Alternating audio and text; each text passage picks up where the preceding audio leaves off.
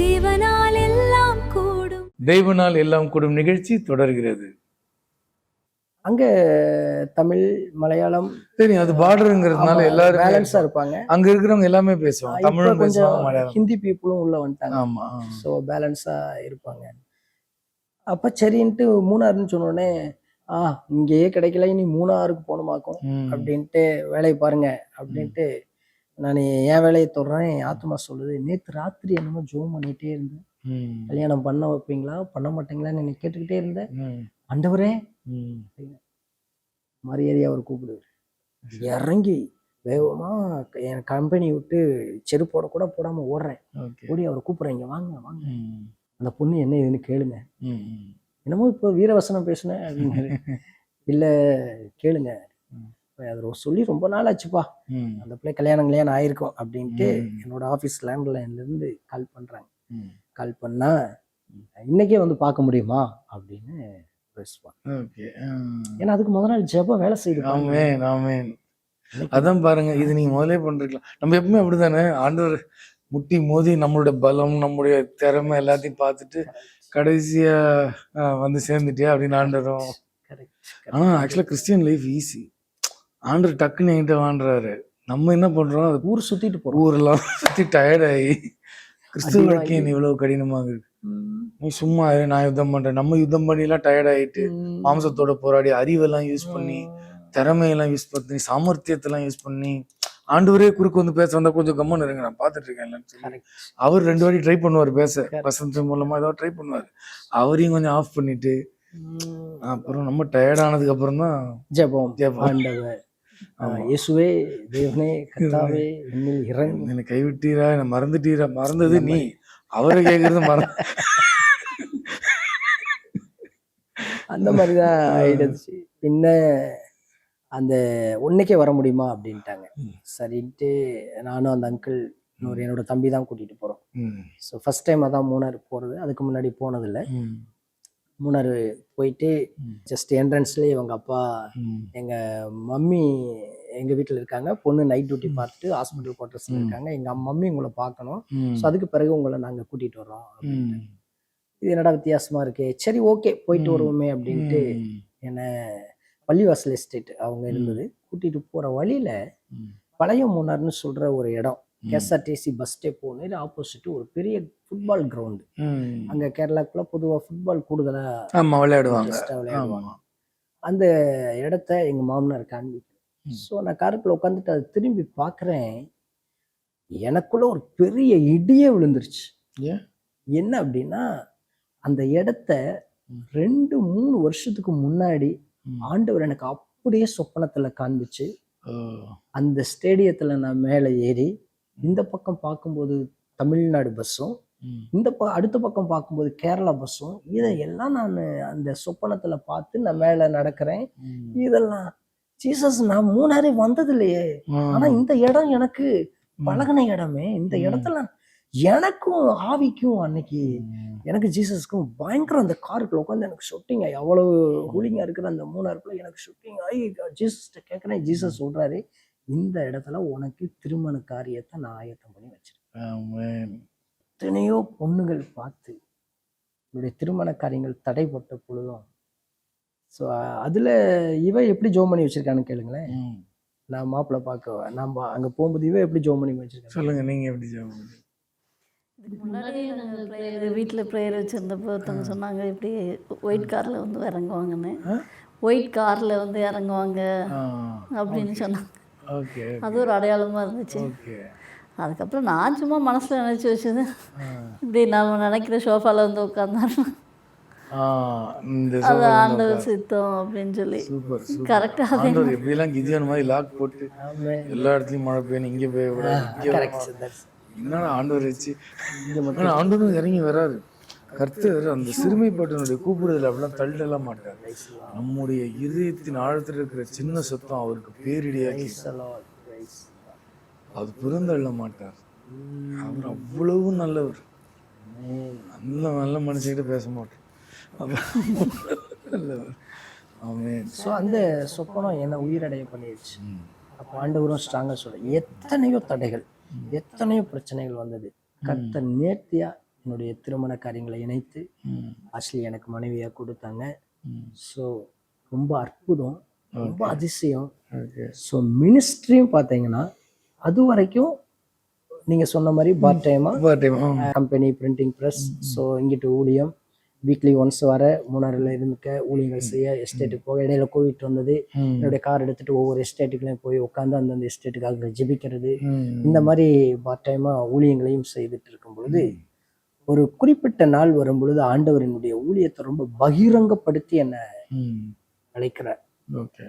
அது எப்படின்னா 1 ராஜாக்களின் புஸ்தகம் 1ஆம் அதிகாரத்தை எனக்கு ஒரு சினிமா போல என் கண்ணுக்கு முன்னாடி ஓட்டுறேன். ஓகே. அதோனியா சாலமோன் 2 பேர் டாபிக்கை காட்டுறாரு. இந்த 2 பேர் டாபிக்கை காட்டி அதோனியா சாலமோனை புறக்கணித்துட்டு ராஜாவாகிற அந்த சம்பவத்தை திரைப்படமா ஓடுது. நான் அதை ஒருவேளை எழுந்துட்டு எப்படி பார்த்தேன்னா, ஆண்டவர் நமக்கு இன்னைக்கு பண்ண போற பிரசங்கத்துக்காக ஏதோ ஒரு தாட்டு தருவார் போல அப்படின்னு அதை நான் எடுத்து வச்சுக்கிட்டேன், எழுதி வச்சுக்கிட்டேன். ஆனா வேற சப்ஜெக்ட் ப்ரிப்பேர் ஆனதுனால இந்த சப்ஜெக்டை நான் பார்க்கல, அது விட்டுட்டேன். வந்து ஆக்சுவலா அடுத்தவங்க பிரசங்கல உங்களுக்கு பிரசங்கம் வந்து அப்ப மறுநாள் ஊழியங்களுக்கு போயிட்டு எடுத்து வச்ச பிரசங்கம் எல்லாம் பண்ணிட்டு வந்துட்டு அதுதான் மனசுக்குள்ள இருக்கு. யாக்கோபு யோசேப்பு சொன்னதை தாயும் தகப்பனும் சூரியனும் சந்திரனும் வணங்க மனதில் வைத்து கொண்டான்ங்கிற மாதிரி மனசுல இருந்துச்சு. ஆனா விட்டுட்டேன். திரும்ப அந்த ஊழிய அழைப்பு வர வர வர வர அந்த சப்ஜெக்டை திரும்ப காட்டுறேன். காட்டும் பொழுது எனக்கு புரியல. இப்ப நான் கேட்டேன், சாலமோனை புறக்கணித்து அதோனியா ராஜா வருது, யார் யாரை புறக்கணிச்சா எனக்கு என்ன? என் ஆத்துமா சொல்லுது, நீ புறக்கணிக்கப்பட்ட பாத்திரமா அப்படிங்கும்போதுதான் எனக்குள்ள பல கேள்விகளுக்கும் பல பிரச்சனைகளுக்கும் பல குழப்பங்களுக்கும் அந்த ஒரு கேள்வி பதில் வந்தது. ஓகே. என்னுடைய ஆவிக்குரிய வாழ்க்கை, பழகினவங்கனால நம்பிக்கை துரோகங்கள், ஸோ இவன்லாம் அப்படின்ட்டு ஒதுக்குனவருங்க, வாய்ப்பு இருந்தும் அவன் என்ன பாடுறான், அவன் என்ன சாதாரண ஆளுகளெல்லாம் அப்படி புறக்கணிச்சு அந்த மாதிரி நிறைய காரியங்களை நான் ஆவிக்குரிய வாழ்க்கையில அடிப்பட்டு சித்திரவதைப்பட்டு ஒரு குறிப்பிட்ட சூழ்நிலை வரும் பொழுதுலாம் கிறிஸ்துவத்துக்குள்ள இப்படியும் இருக்குமா, கிறிஸ்தவர்கள் இப்படி இருப்பாங்களா, சாமி கிறிஸ்துவமே வேணாம், பெசாட்டுக்கு பழைய தெய்வத்துக்கிட்டே போயிடலாம் போல அப்படிங்கிற மாதிரிலாம் நிறைய புறக்கணிக்கப்பட்டு வெறுக்கப்பட்டு ஒதுக்கப்பட்ட ஒரு சூழ்நிலைகளை எனக்கு ஆண்டவர் திரும்ப ஞாபகப்படுத்தி என்னை அள வைக்கிறார், ஒப்பு கொடுக்கும்.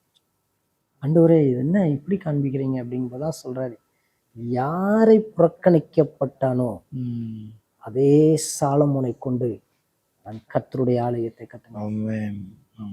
அப்பதான் எனக்கு இந்த ஊழிய அழைப்பு சர்ச் மினிஸ்ட்ரியே அப்பதான் வருது.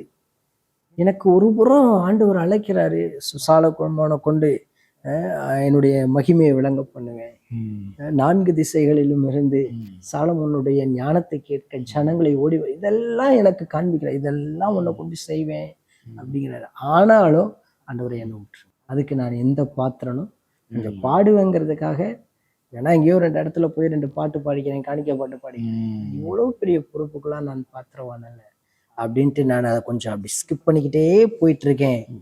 ஒரு நாள் கத்துறா, அப்பா இங்க வாப்பா அப்படின்னு. என்ன அப்படிங்கிற, எனக்கு என்ன சப்ஜெக்ட காட்டினாரோ அது அப்படியே 1 நாளாகவும் 28 இவளுக்கு ஆண்டவர் பேசுறாரு, எழும்பி காரியத்தை நடப்பை. நீங்க சொல்லுங்க என்ன பேசினாரு. காரியத்தை நடப்பேன்னு. ஆமென். அப்போ உங்களுக்கு அந்த இவர் ஊழியத்துக்குள்ள வரணும்னு பேசுறாரா? ஆமா, அதை ஸ்ட்ராங்கா பேசுறாரு. 3 மாசம் கழிச்சு கர்த்தர் அருமையானவர், பேசுகிற தெய்வம். நான் கூட பல முறை வந்து நான் முழு நேரம் வேணுமான்னு கேட்டப்போ இல்லை, ஊழியம் பர்னபாஸ் பவுல முன்னிறுத்தி பர்னபாஸ் பின்னாடி நிற்பான். பல ஊழியர்களுக்கு நான் இன்னி வரைக்கும் பின்னாடி தான் இருக்கிறேன். எனக்கு முன்னாடி நிற்கிற அழைப்பு என்று பேசினார். அப்போ அன்றிலிருந்து இன்னி வரைக்கும் இப்போ சாலேஷன் டிவிலையும் சரி, இன்னைக்கு ஒரு 3-4 ஊழியர்களுக்கு பின்னாடி இருக்கேன் நான். 3-4 ஊழியங்களுக்கு பின்னாடி இருக்கேன், புரியுதுங்களா? ஆனால் பின்னாடி தொடர்ந்து இருக்கேன். அவங்களுக்கு ஆறுதல் படுத்திக்கிட்டு, அவங்களுக்கு திடப்படுத்திக்கிட்டு, அவங்களுக்கு துணையா நின்று, எல்லாரும் விட்டு நீங்க சொல்லுவீங்களே விட்டு விடுவாங்க காடி, நான் வந்து கூடவே நின்று உதவியா நின்று என்ன முன்னிறுத்தாம பின்னாடி நில்லு, அதான் உழைப்பு. பின்னாடி நிக்கிறதும் முதல்ல ஆறுதல் படுத்து, தைரியப்படுத்து, கூட நில்லு. எனக்கு இவளுடைய அந்த சத்தம் போய் அந்த வசனத்தை படிச்சா என்னட்டு திரும்ப சொல்றாரு, நீ ஊழியத்துக்கு வா. ஆமென். பேசுகிற தெய்வம். ஆமா, இவன் எப்பா நீ சொன்னது அப்படியே இவ்வளவு நாள் கழிச்சு திரும்ப என்கிட்ட சொல்றாருப்பா, நம்ம ஊழியத்துல நீ கொஞ்சம் நிக்கணும்ப்பா. எந்த வருஷம் நீங்க தனியா ஊழிய ஆரம்பிக்க? ஒரு 2 வருஷத்துக்கு முன்னாடி 2 வருஷத்துக்கு முன்னாடி தான் ஓ, நடந்தது. சரி சரி. அதுக்கு முன்னாடி வரைக்கும் 16 வயசுல ரட்சிக்கப்பட்ட நாள்ல இருந்து மினிஸ்ட்ரி, கைப்பிரதி ஊழியம், டெலிவிஷன் அப்பதான் வேலை செஞ்சுட்டே பண்றீங்க. 10-15 பாடல்கள் நாங்க பண்ணிருக்கீங்க. பாடி இருக்கோம். இப்ப லாஸ்டா கூட ஒரு ஜெப பாடல் கர்த்தாவே இறங்குமேன்னு என்னோட மூணார் சுரேஷ் அபிஷியல் யூடியூப் சேனல்ல இருக்கு. ஓகே இப்படி பாடல்கள், என்னுடைய மகள் பாடல்கள், ஓகே. அப்படி அநேக ஊழியங்கள், சிறுவர் ஊழியம் அது இதுன்னு நிறைய செஞ்சது உண்டு. ஆனா சபை ஊழியம், முழு நேர ஊழியத்திற்குன்னு நான் ஸ்கிப் ஆனதான் ஊழிய முழுசா வரல. ஆண்டவர் திரும்ப கூப்பிட்டு திரும்ப இருக்கும்போது சரி ஓகே ஆண்டவர் பண்றாரு. அப்ப நான் என்ன பண்ணேன், சரி எனக்கு இந்த ஜெபம் நிறைய என்னை மாத்திருக்கு, என்ன ஆசீர்வச்சிருக்கு, ஒரு ஜெபத்தை நான் நடத்துறேன், அதை நீங்க வாய்க்க பண்ணீங்கன்னா ஸோ மினிஸ்ட்ரி நான் கண்டினியூ பண்றேன் அப்படின்ட்டு முதல்ல மே 1ஆம் தேதி 2024 12 மணி நேர திறப்பின் உபவாச ஜெபம் மூணார்ல ஆயத்தப்படுத்துறேன். ஸோ அப்போ இதே ஆவடி பகுதியில் ஊழியம் செய்கிற பாஸ்டர் ஜிபிஎஸ் ராபின்சன் அண்ணன், அவங்களுக்கு ஒரு மெயில் அனுப்புகிறேன். ஸோ அவர் யாருன்னு எனக்கு தெரியாது, நான் யாருன்னு அவருக்கு தெரியாது. முழங்காலில் நின்று ஜெப தரிசன தலைவர்கள் வந்து இந்த ஊழியத்தில் நின்னா நல்லது ஆண்டவர், நான் ஆண்டவர்கிட்ட மட்டும்தான் பேசினேன். ஸோ எப்படி அவங்க டைட் ஷெட்யூல்டு பயங்கர பிஸி அவங்க ஊழியங்கள் எப்படி என்கிட்ட வந்தாங்க, இந்த ஊழியத்தை நின்று செஞ்சாங்கங்கிறது எனக்கு பயங்கர ஆச்சரியம். ஆண்டவர் என்னிட்ட எப்படி பேசினாரோ அதே போல அந்த தாசன்கிட்ட பேசி நீ அங்க போய்தான் இந்த பரிசுத்தவானை கொண்டு வந்தார் ஆண்டவர். கொண்டு வந்து அந்த ஊழியத்துல மகிமையா வெளிப்பட்டார். அதுல ஒரு பெரிய முக்கிய காரியம் என்ன அப்படின்னு கேட்டீங்கன்னா, மூணாறு டூரிஸ்ட்ங்கிறதுனால ஒரு சின்ன இடத்துக்கே பயங்கர ரேட் வேல்யூ. சாதாரணமா இப்ப தமிழ்நாட்டுல நமக்கு ஒரு 10 ரூபாய்க்கு விற்கிற தக்காளி அங்க பாத்தீங்கன்னா 30 ரூபாய்க்கு தான் கிடைக்கும். எல்லா விலை கூடுதல், ஏன்னா மக்கள் பாப்புலேஷன் குறைவு. ஸோ இங்கிருந்து தமிழ்நாடு, கேரளா, வெளிநாட்டுல இருந்து டூரிஸ்ட் மக்கள் வர்றது கூடுதல். அதனால எல்லாமே இடம் கிடைக்கிறது ரொம்ப கஷ்டம். ப்ராப்பர்ட்டி எல்லாம் கம்பெனி கையில இருக்கு, தனியார் ப்ராப்பர்ட்டி கிடையாது. சரின்ட்டு நானும் 2-3 இடங்கள் ஜெபம் நடத்துறதுக்கு பாக்குறேன். ஸோ ஒன்றும் சரியா கிடைக்கல. சரின்ட்டு கடைசியா வேற வழி இல்லாம ஒரு இடத்த ஆயத்தப்படுத்தி அதுக்கு அட்வான்ஸ் பண்ணலாம். நான், என்னுடைய மனைவி கூட இவருடைய சித்தப்பா, இன்னும் ஒரு 1-2 பாஸ்டர்ஸ்லாம் போய் காரியங்களை ஒழுங்குபடுத்துறோம். பண்ணுனா ஒரு மனுஷன், ஒரு கர்த்தருடைய மனுஷன், நீ இவ்வளவு பெரிய ஜெப ஊழியத்தை நடத்தணும்னு தரிசனத்துல வர, இந்த சின்ன இடம் உனக்கு எப்படி போதும், நான் ஒரு இடம் உனக்கு காட்டுறேன், நீ வந்து பாரு அப்படின்னு என்னை டக்குன்னு டைவர்ட் பண்ணி கார்ல கூட்டிட்டு போறாரு. கூட்டிட்டு போய் எங்க இறக்கி விடுறாருன்னு கேட்டீங்கன்னா, ஃபுட்பால் கிரவுண்ட்லயா? செம்ம பாஸ்டர், நான் ஜெபிக்கிற ஆவிக்குரிய பிள்ளை, கரெக்டா அந்த ஃபுட்பால் கிரவுண்ட்ல இறக்கி அந்த ஸ்டேடியத்தை காட்டுறாரு. ஆமென். இங்க நடத்துனேன்னா 1000ங்களுக்கு மேற்பட்டவங்க உட்காரலாம். ஆனா இதுல ஒரு பெரிய பிரச்சனை என்னன்னா, இது கவர்மெண்ட் ப்ராப்பர்ட்டி, ஸ்போர்ட்ஸ் டிபார்ட்மெண்டோட சேர்ந்து இது வரைக்கும் பிரேயருக்கு கொடுத்தது இல்லை. ஆனா ஜபம்னு அலையறியே, கொஞ்சம் ஜபம் கேட்கப்படலாம் அப்படிங்கிறாரு. எனக்கு எப்படி இருக்கும், ஏற்கனவே அந்த இடத்துலதான் நமக்கு என்ன உண்டாயிருக்கு, குடும்பம் உண்டாயிருக்கு, சொப்பனம் உண்டாயிருக்கு, தரிசனம். ஆண்டவரேங்கிறேன், திரும்பி பாயிண்ட்டுக்கே ஆண்டவரே நான் தான் ஏற்கனவே உன்கிட்ட சொல்லிட்டேன்ல, இங்கிருந்து குடும்பம் அமையும், இங்கிருந்து ஊழியம் ஸ்டார்ட் ஆகும், இது வரைக்கும் கொடுத்தது இல்லையாமே, நீ அதையாம் பாக்குற, உங்களுது தான், உங்களுது இல்லாத. கர்த்தர் நமக்கு வச்சு, கர்த்தர் திறந்த கதவு பூட்ட ஒருத்தன் பிறந்தது இல்லை, கர்த்தர் பூட்டினதுக்கு அப்புறம் திறக்க ஒருத்தனாலையும் முடியாது. நீ அதை குறிச்சு அவர் திறந்துட்டாருன்னா முடிஞ்சிச்சு. நீ அதை குறிச்சு யோசிக்கிற, தேவனால் கூடாத காரியம் ஒண்ணுமே இல்லை. நீ போய் காரியங்களை ஒழுங்குபடுத்த. வந்தேன், மெயில் அனுப்புனேன், முழங்கால வச்சேன், ஜோம் பண்ணேன், எப்படி அப்ரூவ் ஆச்சுன்னு தெரியல. மிக பிரம்மாண்டமான ஒரு ஜெபத்தை ஆவியானவர் மே 1ஆம் தேதி அங்கே நடத்தினாங்க. தாசனை பயன்படுத்தினாங்க. ஜனங்கள் 1000ங்கள் கூடி ஜெபிச்சாங்க.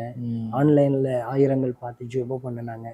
ஸோ அந்த ஊழியம் அப்படியே தொடர்ந்து அடுத்து 12 மணி நேரம் ஜெபம், அடுத்து மாதம் ஒரு முறை 2வது சனிக்கிழமை மூணார் பஸ் ஸ்டாண்ட் பக்கத்துல கில்கால்னு ஒரு இடம் இருக்கு. ஸோ அங்க ரெகுலரா அந்த ஜெபம். ஸோ இப்படிதான் ஊழியத்தை ஆண்டவர் எங்களுக்கு ஸ்டார்ட். சூப்பர். அத்தனையே கூப்பிட்டு ஆரம்பிச்சாரு. அநேகருக்கு என்னன்னா, இவையா பிசினஸை விட்டுட்டு வந்தான், இவையா அதை விட்டு வந்தான், ஊழியத்துல நிறைய காசு வருமா, இல்ல ஊழியத்துல ஏதாவது பேர் என்னென்னமோ பேசுனாங்க. ஆனா எனக்கும் அவருக்கு இருக்கிற இந்த சொப்பனம் ஒருத்தன் சொன்னான் இல்லையா, தரிசனம். இந்த வெளியேறப்பட்ட நல்லதத்தை எதிர்க்கு வெளுத்து சிறையில் ஊற்றுகிறாள். ஆண்டவர் சொன்னார், பிச்சைக்காரனும் பிச்சைக்கார பசங்களும் எப்பவும் கூட இருப்பான், நான் உன்னோடு கூட இருப்பேன். அவன் மூஞ்சி, அவன் பிச்சைக்கார புத்தின்னு திட்டுறாரு. அது ஆண்டவருக்கு தெரியும், அது லேசான காரியம். ஆமென்.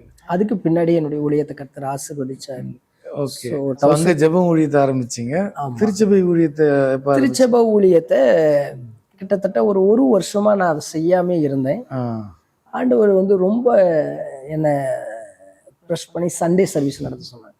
நான் சொன்னேன், ஜீசஸ் நான் 16 வயசுலயே நம்ம 2 பேத்துக்கு ஒரு டீலிங் போட்டிருக்கேன், எந்த ஊழிய வேணாலும் செய்யறேன், சபை ஊழியம் எனக்கு வேண்டாம், அதுல நிறைய பிரச்சனை இருக்கு, அது எனக்கு சரியாகாது. பாடுறேன்னா இன்னும் 10 பாட்டு சேர்த்து பாடுறேன், துதி ஆராதனை நடத்துறேன்னா இன்னும் 1 மணி நேரம் சேர்த்து பாட சொல்லுங்க பாடுறேன், இன்னும் கைப்பிரதி 500ங்கிறது 1000 கொடுக்க சொல்றீங்களா, சபை ஊழியம் எனக்கு வேண்டாம் அப்படின்னு நான் ரொம்ப அதை ஸ்கிப் பண்ணி சபை ஊழியங்கிறது புள்ளக்குட்டி வளர்க்குற மாதிரி. அப்பதான் எனக்கு டக்குன்னு வளராது, வளர்ற வரைக்கும் தொல்லை கொடுத்துட்டே இருக்கும்.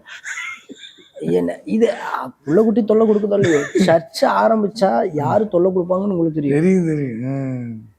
ஏற்கனவே சர்ச் நடத்துறவங்களுக்குள்ள ஒரு பெரிய கொலாபரேட் உண்டாயிடும். இவன் என்ன வந்தா ஜபோலின்னு ஆரம்பிச்சா திரும்ப சர்ச் வந்தா இப்ப இருக்கிற விசுவாசிகளை பிடிங்கிறோனோ, அதை பண்ணிடுவானோ, இதை பண்ணிடுவானோ, இதை பண்ணிடுவானோ. இது இயேசு இருக்கும்போதே ஆரம்பிச்சிருச்சு. நம்முடைய பேரை இன்னொருத்தன் பயன்படுத்துகிறான், உங்களுடைய பேரை நான் போய் தடுத்து நிறுத்திட்டு வரணுமான்னு கேட்பான். அவன் செய்யட்டும், அவனையும் தடுக்கிறீங்க. அவன் நம் பட்சமா என் நாமத்தை அவன் யூஸ் பண்றான்னா அவன் நம் பட்சமா இருக்கிறான். அப்பவே பேர் கேட்டார், நான் போய் தடுத்து நிறுத்திட்டு வரட்டுமான்னு. சண்டே சர்வீஸ் ஆரம்பிச்சோன்னே என்னை நிறைய பகைச்சிட்டாங்க. ஸோ என் கூட பழகின சில பாஸ்டர்ஸ், என் கூட பழகின ஃப்ரெண்ட்ஸ், ஸோ நிறைய என்னை தள்ளிட்டாங்க. எங்க ஃபேமிலியே எங்களை தள்ளிட்டாங்க. ஸோ ஏன்னா இவங்களாம் வருஷங்களா எங்க ஃபேமிலியே எல்லாரும் ஒரு குறிப்பிட்ட சபைகள் இருந்து நான் இண்டிபெண்டா மினிஸ்ட்ரி ஆரம்பிச்சோன்னே அவங்களே எங்களை ஒதுக்கிட்டாங்க. அந்த மாதிரி பயங்கரமான ஒரு உடைக்கப்பட்ட நிலைமை வரும் பொழுதுதான் ஒரு நாள் ஆண்டவர் சொன்னாரு, சபை ஊழியத்தின் ஆழம் உனக்கு என்ன தெரியுமா? என்ன ஆண்டவரே, நான் வருகிற நாட்களில் நான் வருகிற இடம் சபையை மையப்படுத்தி தான் நான் வருவேன். வெளிப்படுத்தின விசேஷத்துக்கு போ, 7 சபையை பாரு. ஏன் இந்த 7 சபையில 2 சபை மாத்திரம் நின்றுச்சு, மிச்சம் 5 சபையை நிலைமை என்ன? சபையை பத்தி நீ என்ன நினைக்கிற? சபை என்பது என்னுடையது, நான் வருகிற இடம், ஜனங்கள் ஆயத்தப்படுத்துற இடம், ஜனங்கள் உருவாகிற இடம். சபை இன்னைக்கு நிறைய இருக்கு, ஆனா 5 இடத்துல விதை விழுந்துச்சு, பலன் தந்தது. அப்ப 5 சபை இருந்துச்சுன்னா ஒண்ணுதான் பலன் தரும் போல. எவ்வளவு விரக்தியில என்னைய சபை ஊழியம் பண்றதுக்கு ஆண்டவர் அனுமதிச்சாருன்னு எனக்கு தெரியல. ஞானம் இல்லை, படிப்பு இல்லை, ஐஸ்வர்யம் இல்லை, புத்தி இல்லை, சாதாரண குடும்பம், எளிமையான சபை ஊழியம் எவ்வளவு கனமானது. அது கனமானது, அழைப்பு இருக்கிறவங்களால தான் பண்ணவே. 10வது ஃபெயில் ஆனவே பிரசங்கத்தை ஒரு டாக்டர் உட்காந்து கேட்பாங்க. ஆமா, அது நடந்தது. இந்த ஊழியத்துல ஆண்டவர் என்ன சில நாடுகளுக்கு கொண்டு போய் பெரிய பெரிய ஞானவான்களுக்கு முன்பாக இந்த பைத்தியத்தை பிரசங்கம் பண்ண வச்சாரு. அது நடந்தது. அதை எனக்கு ஒரு முறை ஆண்டவர் புரிய வச்சார். புரிய வச்சதுக்கு பின்னாடி யார் உன்னை வெறுத்தாலும், யார் உன்னை ஒதுக்குனாலும், யார் உன்னை பகைத்தாலும் நீ பயப்படாத, நான் அவன் கூட இருக்கேன். அதே வார்த்தை திரும்ப ஆரம்பத்துல ஜனங்க கொஞ்சம் கொஞ்சமா வருவாங்க. அந்த நம்பர் எண்ணிக்கை அதிகமாகிற வரைக்கும் நமக்கு மிகுந்த சோர். சில வாரங்கள் ரொம்ப எண்ணிக்கை கம்மியாயிரும். ஐயோ நான் ஏன்டா சண்டே சர்ச் ஆரம்பிச்சு அப்படிங்கிற மாதிரிலாம் அழுதுட்டேன். ஆரம்பிச்ச நாட்கள்ல மக்களே இருக்க மாட்டாங்க. ஏன்னா நான் சண்டே சர்வீஸ் ஆரம்பிச்சோடனே மெயினா லோக்கல் பாஸ்டர்ஸ் அவங்க சர்ச்சுக்கு பயங்கர மக்களோட லாக் பண்ணிட்டாங்க.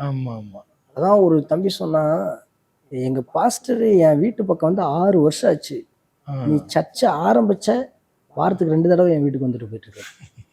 இது எப்படி இருக்கு பாருங்களேன், எப்படி இருக்குன்னா, ஆண்டவரே எனக்கு விட்டுருங்கன்னு இதுக்கு தான் நான் சொன்னேன். யோனா சொன்ன மாதிரி சபை ஊழியமே எனக்கு வேணாம் ஆண்டவரே. அப்ப நான் ஆண்டவர்கிட்ட கேட்டேன், ஜீசஸ் உலகத்தங்க சொன்ன மாதிரி நனைஞ்சிட்டோம் முழுசனே, என்னை பாஸ்டர் ஆக்கிட்டீங்க, சர்ச் ஆக்கிட்டீங்கன்னா நான் அந்த 3000-5000 ரூபா சர்டிஃபிகேட் வாங்கி வச்சுக்கிட்டுலாம் ஊழியம் செய்ய மாட்டேன். நான் ப்ராப்பரா ஒரு ரெகுலர் காலேஜில் படிச்சு தான் நான் ஊழியம் இன்னைக்கும். ஸோ நான் பிடிஹெச் கோர்ஸ் ஃபர்ஸ்ட் இயர்ல செகண்ட் இயர் ஸ்டார்ட் ஆகும். அப்போ பிடிஹெச் ஜாயின் பண்ணிட்டேன். ரெகுலர் கோர்ஸ் படித்தேன். அப்போவே என்ன பண்ணிட்டேன்னா, நான் வந்து முழு நேர உரித்து படிக்கிற மாதிரியே போய் ஏஜில் அசம்பிளி ஆஃப் காட். வா இப்போ நானு மதுரை காலவாசல் ஏஜி சர்ச்சில் தான் படிச்சுட்டு இருக்கேன். Very good. ஏன்னா நான் இருக்கிறது 20 வருஷம் ஏஜி. நான் 3 வருஷம் தியாலஜி முடிச்சுட்டு நான் பகுதி நேர ஊழியம் செஞ்சாலும் உடன் ஊழியராக இருக்கேன் சபையில். அதனால நான் படிப்பேன்னு சொல்லிட்டு அது இப்பயும் 46 வயசுல நான் ஹாஸ்டல்ல இருந்து படிக்கிறேன். இப்ப சொன்னாங்க நிச்சயமா பண்ணணும். ஃபுல்லா ஹாஸ்டல் சாப்பாடுல அப்படின்னு நேற்று பேசிட்டு இருக்காங்க. ஸோ ஊழிய கர்த்தர் ஒருத்தனை அழைத்தாள். ஸோ அதனுடைய மகிமை, அதனுடைய ஆசீர்வாதம், இதுதான் எங்களுடைய ஊழிய காரியங்கள். ஆண்டவரே உங்களை கை பிடிச்சி நடத்துறாரு. ஆண்டவரே நீங்க ஆர்டர் போட்டு அம்மாவை குணமாக்கிறாரு. ஆண்டவரே உங்களுக்கு ஃபுட்பால் கிரவுண்டை காட்டுறாரு, பொண்ணை காட்டுறாரு, கூட்டு போறாரு.